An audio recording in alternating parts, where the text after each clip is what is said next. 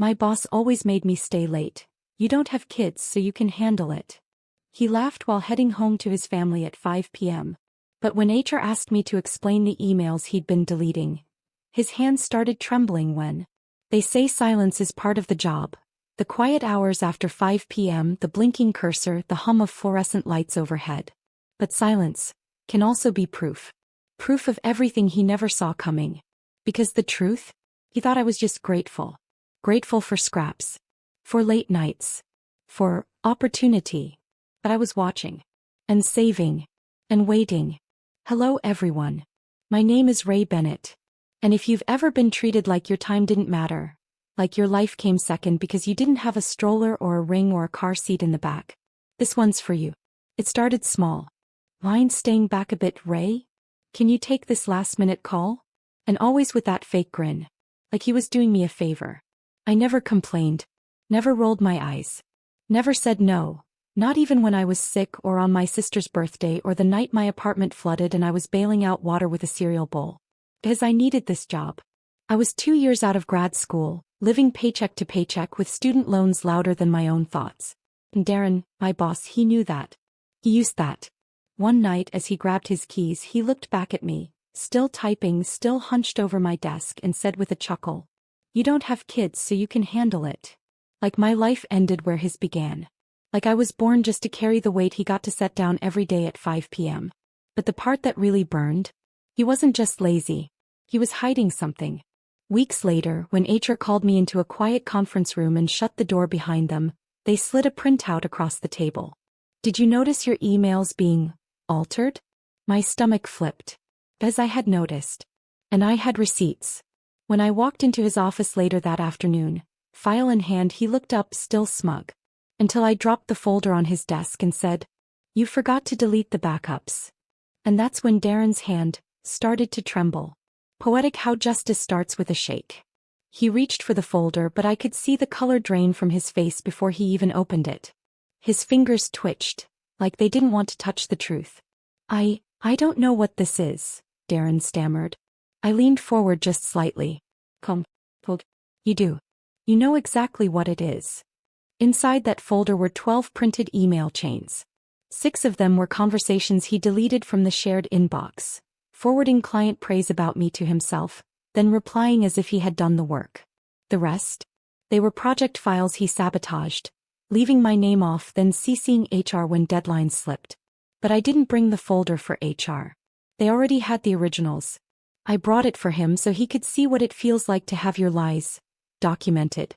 He started breathing faster. I watched him, not with rage but with the same silence he used to leave me in every night. Alone. Tired. Invisible. "Ray, let's not blow this out of proportion," he said, forcing a smile. "You're a smart girl. You know how this game works." Smart girl. Like I was some intern with a crush on praise. Like I hadn't spent every night for the last 14 months documenting everything. I spoke slowly. "Is that how you explain using my work to get that $15,000 bonus last quarter?" His eyes darted. "Or the executive dinner you got invited to, after my strategy deck landed us the merger?" No response. I stood up. "I stayed late because I was loyal. Because I thought maybe if I worked hard enough you'd stop overlooking me. But now I see you needed me quiet. Because your entire career is stitched together with my hours." He tried to chuckle, failed. "I'll fix this," he said quickly. "Let me talk to HR. We'll restructure." But I wasn't here for restructuring. I was here to end the story he kept writing over mine. I nodded like I agreed, but on my way out I passed Sandra from HR in the hallway. "All yours," I whispered. Behind me the door closed. And so did the era of Ray the Silent. That was the day he realized. The woman who stays late eventually shows up early, to your reckoning. I expected fallout. But what followed was silence. For 3 days no one said a word. Darren didn't call me into his office. HR didn't follow up. The air was thick with held breath, like the whole floor knew something had cracked, but didn't want to touch the shards. I kept showing up at 8 a.m. Sat at my desk. Typed my reports. Waited. And then on Thursday my badge didn't work. I stood in front of the glass doors scanning again and again, pretending like maybe it was a glitch. It wasn't. Sandra from HR met me in the lobby holding a sealed envelope. Her face was pale, like she'd just come from a funeral. "I'm so sorry, Ray. This wasn't supposed to happen." I opened the envelope right there. Suspension. Pending review. No pay. No reason listed. Just a signature at the bottom. Darren's. I smiled. As I knew this part. I knew he'd panic. I knew men like him didn't go down, they lash out. And that's exactly what I needed. "What did he tell you?" I asked softly. Sandra hesitated. "He implied you'd manipulated internal systems. That you accessed confidential files after hours." I laughed. A real bitter laugh. That was the best he could come up with? I leaned in close. "Sandra, do you know why I never took a single sick day for 14 months? Why I never worked remote?" She blinked. "Because I wanted everything I did to happen inside this building. On these servers. Under your cameras." Her lips parted. Realization dawning. "There's a flash drive in my apartment," I continued. "Encrypted. Time-stamped backups. Daily screen recordings. An assigned client testimonial Darren deleted. The one where they thanked me by name." Sandra stared at me. "Why didn't you come forward sooner?" I shrugged. "Because the timing wasn't right. And that's the thing about women like me. We don't scream at the first slap. We document. We wait. We sharpen." Sandra swallowed hard and nodded. "Come in tomorrow. Quietly. I'll walk you through the next step." But I was already ahead of her. Because that night I didn't go home. I went to dinner with the VP of Strategy. And I brought the flash drive. Some promotions are earned at 5 p.m. Others are negotiated over wine by the woman you thought didn't matter. The restaurant was dim, all dark wood and low jazz. The kind of place where billion-dollar deals were signed over steak and subtle glances. I wore navy, clean, sharp lines. Hair pulled back. Not flashy. Just unmistakably prepared. The VP of Strategy, Jerome Walters, shook my hand with a curious smile. "I've heard a lot about you, Ray," he said. "I know," I replied. "But not from me." He laughed. "Fair enough." We talked for 12 minutes before I pulled out the flash drive.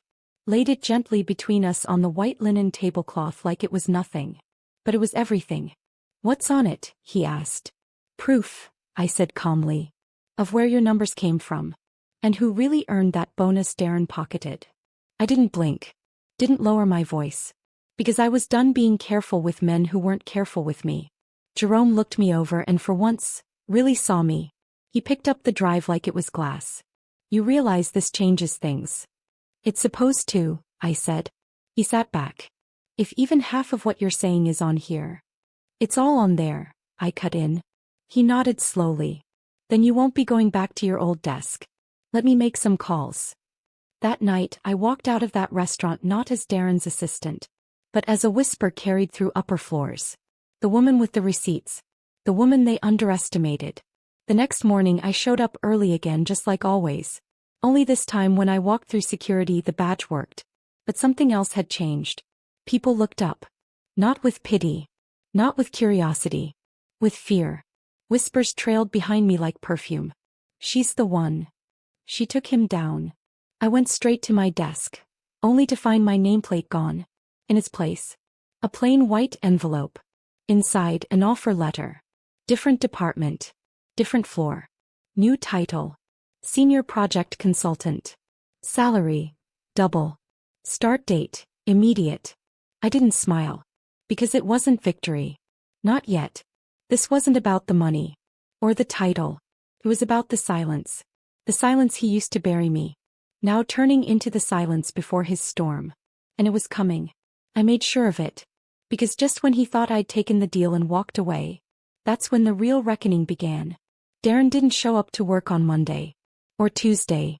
By Wednesday his name was missing from the meeting invites, quietly replaced by interim director. The whispers got louder. But I didn't join them. I just walked past his empty office, blinds drawn, desk still scattered with ego, and headed up to my new floor. I should have felt vindicated. But the thing about slow revenge. It doesn't end with a new paycheck. It ends when they feel what you felt, powerlessly watching someone rewrite your story while smiling to your face. And Darren wasn't there yet. So I waited. Came 3 weeks later. A campus-wide email, bland and corporate. Effective immediately, Darren Kessler is no longer with the company. We thank him for his contributions and wish him the best. No mention of an investigation. No warning to others. Just erased. But I wasn't done. I waited 2 hours, then forwarded a separate folder. One I hadn't shown HR. It held the email thread where Darren mocked the junior staff behind their backs. Where he called pregnant employees liabilities. Where he laughed about milking Ray's work, until she burned out. I sent it directly to 4 people. 1. The company's diversity and inclusion head. 2. The internal ethics board. 3. The VP of communications. 4. And most importantly, his wife. Her email was listed on the office emergency contact forms. I'd seen it a dozen times when filing his HR paperwork. Back when I was invisible. And just like that, I became visible. Not out of spite. Out of truth. Because the truth? Darren's story was never just about me. It was about every woman he told to stay late. Every mother he forgave for needing time off. Every email he deleted. Every voice he silenced. No. Now his silence had a sound. The slam of a front door. The sound of legal papers being served. The sound of LinkedIn notifications drying up. The sound of a man watching his own ladder turn to ash beneath him. That week I got flowers from a name I didn't recognize. No card. Just a note. For proving we weren't crazy. I placed them on my desk. Didn't speak a word. Because now the silence belonged to me. A month passed. And Darren? He disappeared. No LinkedIn updates. No consulting gigs. No whispers from the next company. Just gone.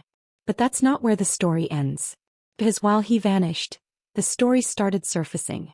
One by one, women from his past reached out. Not with lawsuits. Not with rage. But with relief. I thought I imagined it, one wrote. He told me I was too sensitive when I cried in the bathroom, another said. He stole my pitch in 2018 and made me train the guy who got promoted over me. Every email felt like a mirror. One I hadn't known was shattered until now. But then came her. His wife. She didn't reply to the folder I sent. Didn't acknowledge the subject line, "You deserve the truth." Until one Friday afternoon when I found an envelope slipped under my office door. No postage. No name. Just paper. Inside, a handwritten letter. Ray. I read every word. And I want you to know, you weren't his first. But you were the last. I left. I took the kids. I filed. And for the first time in 11 years I slept through the night. Thank you for your silence. And for the noise that followed. I held the letter with shaking hands. Not out of guilt. Not out of pride. Out of something quieter. Like the sound of air returning to lungs that forgot how to breathe. That night I sat alone in my apartment. Lights off, city glowing outside. I poured a glass of wine. Opened my laptop. And clicked on a document I hadn't touched in over a year. Ray Bennett. Q4 Innovation Proposal. It was the pitch Darren said was too ambitious. The one he shelved. The one I knew could change the game. And this time, it wouldn't carry his name. By Monday I had a meeting scheduled with the executive board. Not because I begged. Not because I stayed late. But because my ideas finally had a voice. And it sounded exactly like me. Not loud. Not angry. Just undeniable. And somewhere out there Darren was watching the noise build. The woman he silenced now standing on every stage he thought belonged to him. And the final irony?